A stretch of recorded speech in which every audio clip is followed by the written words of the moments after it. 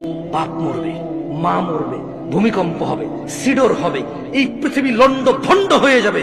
বেঁচে আছি মানি ফজরের 2 পড়তেই হবে।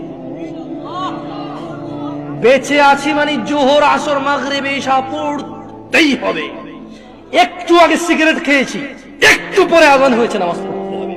একটু আগে পর্নোগ্রাফি, উলঙ্গ সিনেমা দেখেছি, একটু পরে আযান হয়েছে, নামাজ পড়তেই হবে। ঘুমের মধ্যে কাপড় চোপড় নষ্ট হয়েছে, মা জানে, বাপ জানে, ভাবি জানে, বোন জানে, সবাই জানে। এখন গোসল করলে সবাই বুঝবে কেন গোসল করছো। সবাই বুঝলে বুঝুক, না বুঝলে নাই। আর বুঝলেই কি না বুঝলেই কি, আমার কাপড় নষ্ট হয়েছে, গোসল আমার ফরজ হয়েছে, আমি গোসল করবো, নামাজ পড়বো। রাতে আমার ঘুম আসে নাই, বন্ধু বান্ধবের পাল্লায় পড়ে সারা রাত বসে বসে উলঙ্গ ছবি দেখেছি, যা অত্যন্ত ঘৃণিত এবং যা আমার জীবনকে তছনছ করে দেবে, যা আমার জীবনের বরকত নষ্ট করে দেবে, যা আমাকে লাঞ্ছিত অপমানিত করবে, এমন অপরাধে লিপ্ত ছিলাম। কারণ এই জানাবে বিচার যে করবে, যে জানার সাথে জড়িত, সে অপদস্থ হবেই হবে।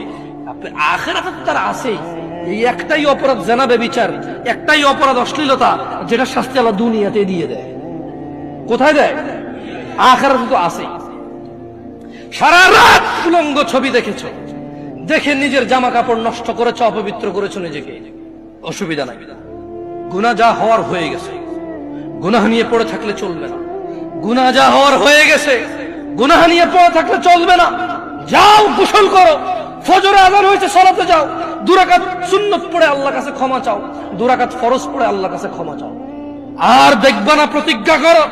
আবার দেখে ফেলেছো, অসুবিধা নাই, জোহরে আযান হয়েছে, যাও মসজিদে, যাও গোসল করে 2 রাকাত নামাজ পড়ো, আল্লাহর কাছে ক্ষমা চাও, প্রতিজ্ঞা করো, আর দেখবা না।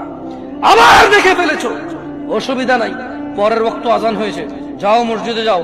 কারণ মনে রাখবা, সকল অপরাধ গুনাহ, নামাজ যদি ছুটে যায় কুফরিয়া শিরকি হয়ে যাবে,